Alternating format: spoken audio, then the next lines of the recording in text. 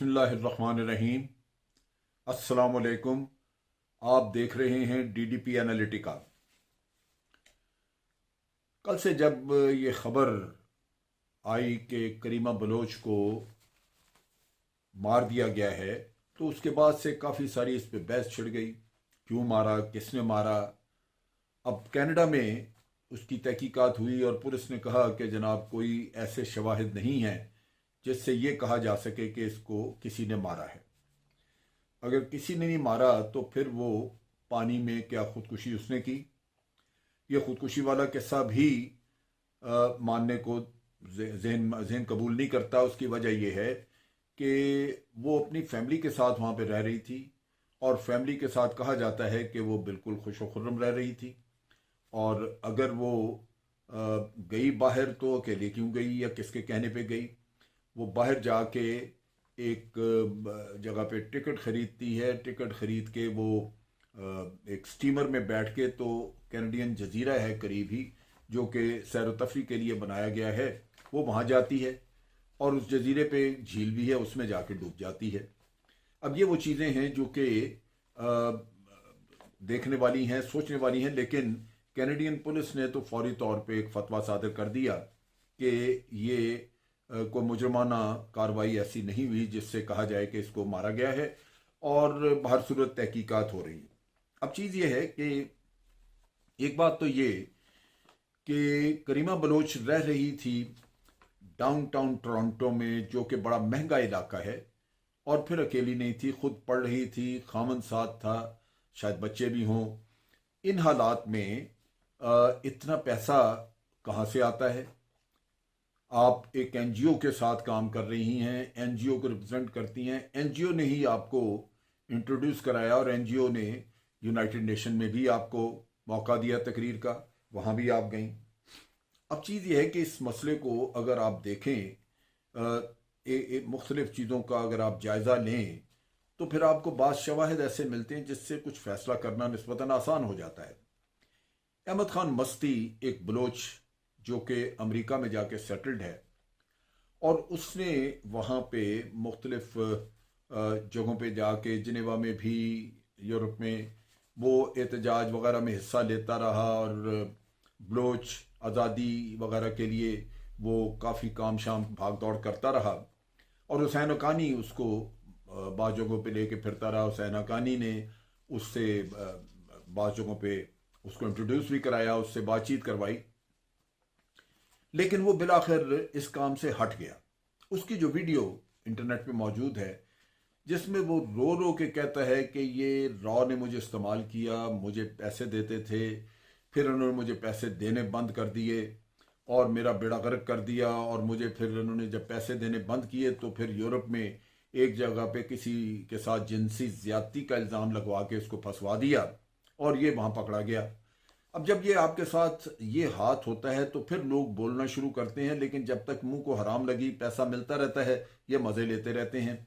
अच्छा, अब ये जहाँ तक ताल्लुक है करीमा का, करीमा पढ़ी लिखी एक लड़की थी और ये अकेली नहीं थी। ये रॉ को ज़रूरत होती है कि चंद एक पढ़े लिखे, क्योंकि जब आपने फेक एनजीओज बनाई हैं जिसका भांडा फूट चुका है, वो डिसइंफो लैब ने जब तहकीकात की और सारा कुछ उन्होंने ला के रख दिया सामने, तो अब आपको नज़र आ रहा है कि आप पकड़े जाएंगे। लिहाजा वो पढ़ी लिखी लड़कियां जो हैं वो अपने भी दफा और बचा के लिए सोचेंगी। इसमें हबीबा कंबरानी एक खातून है, मारंग बलोच है एक, फरजाना मजीद बलोच है। ये लड़कियां हैं जिनको, पढ़ी लिखी लड़कियां जिनको ये वरगला के वहाँ ले गए, और जो कि इनको वीज़ा वगैरह चाहिए होता है, बाहर स्टे चाहिए, तो इनको इन कामों में उलझा के ले गए। मामा कदीर का केस तो बिल्कुल आपको वाजे है, आपने सब ने देखा कि वो यहाँ पे पार्लियामेंट के बाहर भी ड्रामा रचा के बैठा रहा और मिसिंग पर्सनस की कहानी सुनाता रहा।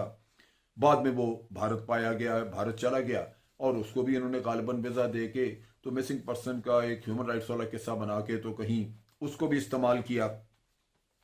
सो ये लोग जो हैं ये इस्तेमाल होने के लिए तो तैयार, लेकिन प्लेटफॉर्म मुहैया करना इनको, वो भारत की इंटेलिजेंस एजेंसी रॉ का काम था। और उसमें हुसैन हक्कानी भी एक मोहरा था, जो कि उसने भी एक साथ फोरम के नाम पे बनाया फोरम, और वही रॉ ने बना के दिया, वही फंडिंग इसकी करते थे। और हुसैन हक्कानी उसमें लोगों को वगला के यहाँ से ले जाता रहा, जिसमें हमारे काफ़ी सारे साफी दोस्त भी हैं जो कि बाज तो बार बार जाते रहे हैं और बाज ने एक दफ़ा जाके गलती का एहसास किया और फिर वो दोबारा नहीं गया। अब चीज़ ये है कि यूनाइटेड नेशन में इस खातून ने तकरीर की, उधर इसने को बयान दिया ह्यूमन राइट्स वाले उसमें उनके फोरम पे। अब चीज़ ये है कि ये बात यहाँ रुक नहीं रही। यूरोपियन यूनियन में इसका काफ़ी खासा चर्चा हो गया। डिसइंफो लैब वाले जो हैं वो मज़ीद तहकीकात भी कर रहे हैं, और अगर यूनाइटेड नेशन इसके ऊपर तहकीकात अपनी खोल देती है और वो भरपूर तहकीकात करते हैं, तो ये सारे लोग जिसमें ये हबीबा कमरानी, मारिन बलोच और फरजाना मजीद, मामा कदीर वगैरह, ये तो सारे गवाह होंगे, क्योंकि इन्हीं से तो सारा पूछा जाएगा कि भाई आपको कौन लाया, कैसे हुआ, आप इस एनजीओ के साथ कैसे लग गए, एनजीओ कहाँ से आ गई, आपको किसने राब्ता किया। तो भेद भारत का खुलना शुरू होगा और भारत के लिए ये एक खासा बड़ा मसला बन जाएगा। पाकिस्तान को इन लोगों की ज़रूरत है, क्योंकि अगर ये जिंदा रहते हैं तो ये पाकिस्तान के मौक़िफ़ को कि भारत ये सब कुछ करा रहा था, ये साबित करने के लिए एक बहुत ही कीमती असासा हैं कि ये मुल्क में मौजूद हों। इनको इनका ज़िंदा रहना, इनका मुल्क में मौजूद होना, ये एक ऐसा ऐसा ऐसा आप कह लीजिए कि एक असासा है जो पाकिस्तान के मौक़िफ़ को साबित करेगा कि ये लोग आलाकार बन गए थे और भारत की एजेंसी जो हैं वो इनको इस्तेमाल करती रहीं, पैसा देती नहीं और इनसे ये घटिया काम करवाया, मुल्क के ख़िलाफ़ ये घटिया काम करवाया। अब ये चीज़ें छुपती तो नहीं हैं, हमें पहले भी पता था। अहमद खान मस्ती की तो वीडियोस में पिछले 1-1.5 साल से वो फिर रही हैं, वो जहां वो रॉ को गालियां निकाल रहा और कह रहा है कि जी इन्होंने मेरे साथ ये किया, नाम लेता है जगदीश बोशन का और मुख्तलिफ लोगों का। वो लोग जो हैं वो अब नेचुरली उनके जब नाम आ रहे हैं तो उनके लिए भी मसला बनेगा। अगर यूनाइटेड नेशन इंटरनेशनल लॉ के तहत पकड़ती है तो वो लोग भी पकड़े जाएंगे। लिहाजा इन गवाहों को ख़त्म करना, एलिमिनेट करना अब भारत की ज़रूरत बन चुका है। अब चीज़ ये है कि ये हमारे नॉलेज में तो चीज़ें पहले भी थी। आप देखिए कि अहमद खान मस्ती के अलावा जुमा खान बलोच, डॉक्टर जुमा खान बलोच जो कि मॉस्को में थे, वो भी बहुत अरसा तक ये फ्री बलोच वाली बात करते रहे और आलाकार बनने लगे। लेकिन जब उनको पता चला कि जो इल्ज़ामात और जो कुछ कहा जा रहा है पाकिस्तान के बारे में वो तो झूठ है, कोई ऐसी बात नहीं, लेकिन दूसरी तरफ ये है कि ये अपना मकसद भारत हल करवा रहा है, भारत ये सारी अलहदगी का ये शोर मचा के या इसकी एक तहरीक की शक्ल बना के, तो वो तो अपना मकसद पूरा करना चाह रहा है। मारे जाएंगे उसमें बलोच जो कि अनपढ़ हैं, जिनको बहुत ज़्यादा पता नहीं, उनको इस काम के लिए इस्तेमाल किया जा रहा है। तो जुमा खान बलोच ने भी, जुमा खान मरी ने भी इस चीज़ को कंडेम किया और फिर पाकिस्तान एम्बेसी वहाँ पे मॉस्को में जाके तो उन्होंने ना सिर्फ इसका एतराफ़ किया बल्कि अहद किया कि आइंदा वो कभी भी ज़िंदगी में भारत की किसी इंटेलिजेंस एजेंसी का आलाकार नहीं बनेंगे, क्योंकि वो कहते हैं हमें पता नहीं होता, कांटेक्ट कोई और करता है, बातचीत कुछ और चलती है, बाद में लिंकेजेस जब पता लगते हैं तो फिर तकलीफ होती है। लिहाजा उन्होंने भी इसको कंडेम किया और फिर उसके बाद उन्होंने पाकिस्तान की यौम आज़ादी, पाकिस्तान की यौम जमहूरियत, इन सब मौक़ों पर आके भरपूर हिस्सा लिया, तकरीरें की अपने वतन की दिफा में। और ये सारा काम जो है वो न सिर्फ हुआ बल्कि पाकिस्तान को बहुत सारी इंफॉर्मेशन भी वहाँ से मिली भारत की कार्रवाइयों की, उनकी कारस्तानियों की। अब चीज़ ये है कि जब बलोच या कोई भी पाकिस्तानी जो यूरोप जाना चाहते हैं, आपने देखा कि बहुत सारे लोग यहाँ पे एजेंट्स को पैसा दे के तो बाहर धक्के खाते हैं। लेकिन अगर आपको कोई एनजीओ आके अप्रोच करे और वो कहे कि जनाब हम आपको पैसे भी देंगे, वीज़ा भी लेके देंगे और आपको जगह भी देंगे, इंतज़ाम करेंगे आपके ठहरने का, तो और किसी को क्या चाहिए, वो उस झांसे में आ जाते हैं और फिर उनको इस काम पे लगा दिया जाता है। तो चंद एक लोग इसी तरह गिलगित बल्तिस्तान में अब्दुल हमीद नाम का एक आदमी, उसका बेटा अभी भी बाहर है, मेरा ख्याल है वो शायद अभी रॉ के हत्थे चढ़ा हुआ है। अब्दुल हमीद ने बहुत अरसे तक इंग्लैंड में रह के भारतीय रॉ एजेंसी के एजेंट के तौर पे काम किया और वो कहता है कि मुझे 2,500 यूरो हर महीने दिया जाते थे। लेकिन उस शख्स ने बिल आखिर महसूस किया कि ये ज़िंदगी दुरुस्त नहीं है, गलत काम पे लगाया गया है और लगा के मुझे अपने वतन से दूर कर दिया है, अपने रिश्तेदारों से दूर कर दिया है। उसने दरख्वास्त की कि मुझे माफ़ किया जाए, वो माफ़ हुआ और वो वापस आ गया। और इसी तरह बलूचिस्तान में जो चंद एक लोग जो पहाड़ों में छुपे अपने सरदारों के कहने पे अपनी ज़िंदगी ख़राब करके बैठे हुए थे, इंसर्जेंसी में मुलव्वस थे, उन्होंने भी आके माफ़ी मांगी, हथियार फेंके। तो रियासत तो एक माँ जैसी होती है, रियासत कोशिश करती है कि अगर लोग अपनी गलती का एहसास कर लें तो फिर उनके साथ ज़्यादती न हो, उनको माफ़ किया जाए। अब चीज़ ये है कि भारत के लिए सबसे ज़्यादा जो परेशानी की बात है इस वक्त वो ये है कि अगर यूनाइटेड नेशन अभी अपनी इंक्वायरी अगर खोल देती है और इसी तरह यूरोपियन यूनियन अपनी इंक्वायरी शुरू कर देते हैं, तो ये चीज़ें तो अब बिल्कुल तैयार हालत में हैं, ये सामने आ जाएंगी।